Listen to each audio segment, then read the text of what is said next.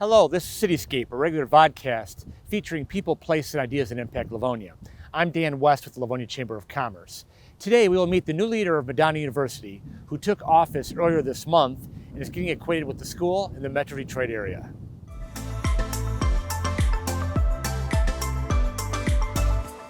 Dr. Christopher Dougherty became the 8th president in the 85-year history of Madonna University on July 1st.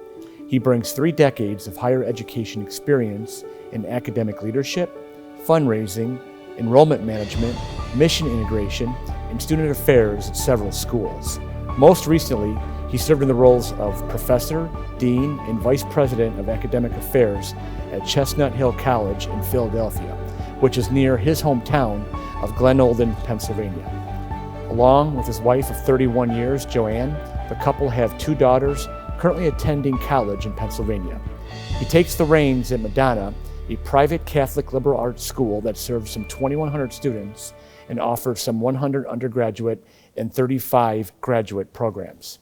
Dr. Dougherty, welcome to Michigan, Livonia, and Madonna University. Thanks for joining us today. Thanks, Dan. Great to be here in all respects.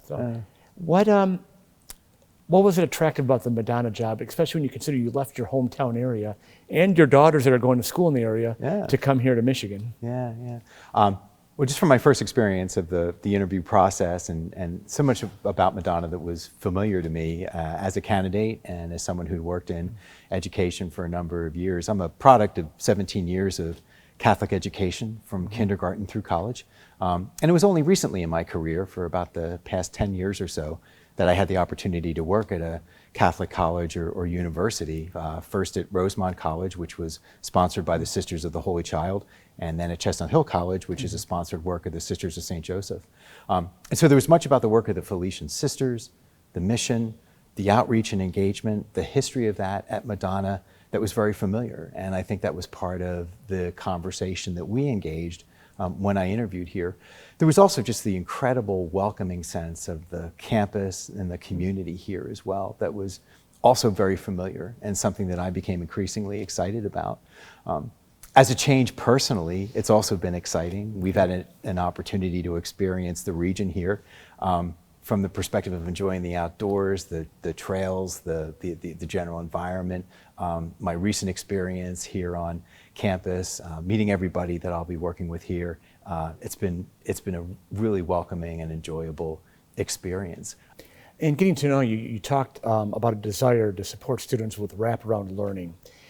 Can you explain what that entails and how would it impact what a school does? Yeah.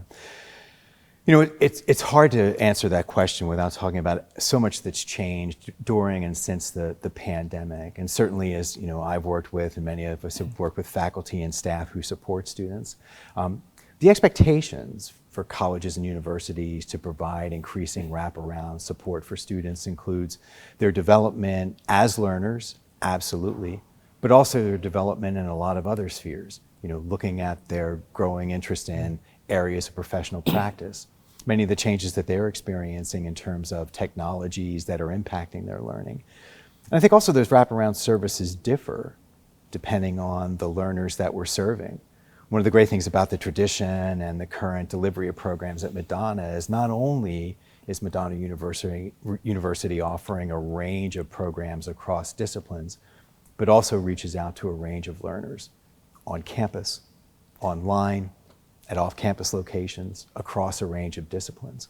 Sounds like you're trying your best to recognize individuality of every student that folks engage with. Absolutely. And I think also in terms of the relationships that are here at Madonna. So certainly being new to the university, I already realize that an enormous resource in my role as president is going to be all of the relationships that so many people at the university have in specific areas of professional practice, with the community, and with individual students. I think, you know, as a president, we can model that work, and we ourselves can be accessible and ourselves be teachers and learners and model that for the broader community.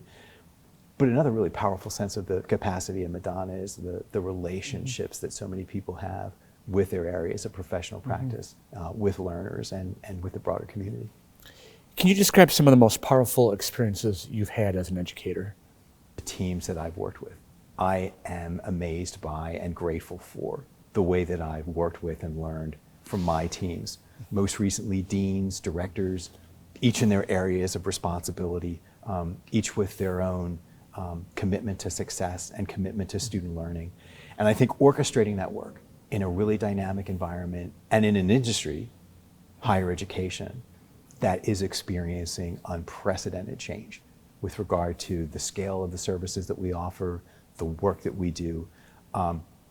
That's been an exceptional experience working with those leadership teams. And that's what I'm really excited about here at Madonna, is working with this leadership team in terms of defining the next generation of success for Madonna based on what's preceded. It sounds like you thrive on collaboration. Absolutely. Being in the middle of it. We have to. We have to.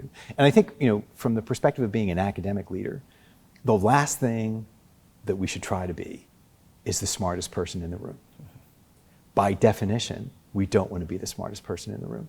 We want to be experienced with and comfortable with cultivating collaboration among a range of people who have areas of expertise where their expertise far exceeds mine in terms of the moment when they're interacting with students. And that's the nature of the work. Well, and the importance of humility too. Absolutely. I think you know it all, right? So Absolutely. We all got to be there. Yeah. Talk about some of your past engagements with the business community in your past roles. Yeah. It's interesting. A large part of my career I spent in outreach and continuing education. So really it was about being the person who represented the academic side of the house with business and industry in terms of continuing education, professional development programs.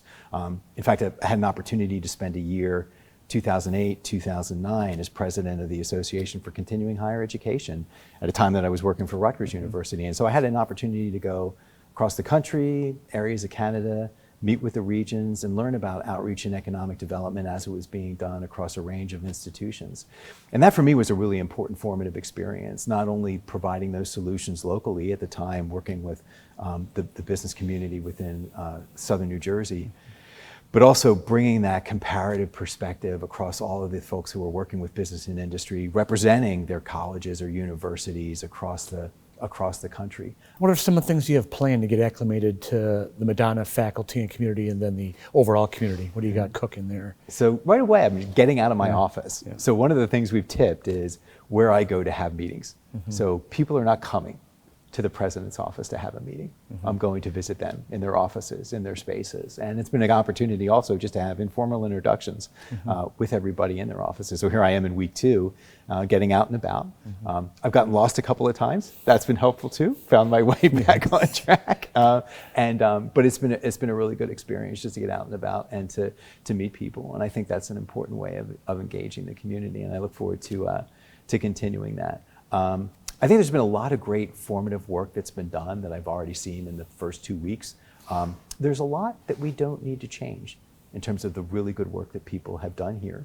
And so I'm really interested in seeing how people have gathered evidence around the work that they do, what kind of changes they're interested in promoting, and being a really good listener for the leadership team as we move into this next phase of development. And so I think every organization is at a point in its trajectory where, from a leadership perspective, if we're prepared to acknowledge and affirm all the good work that's happened, start there and continue with the good work underway. So.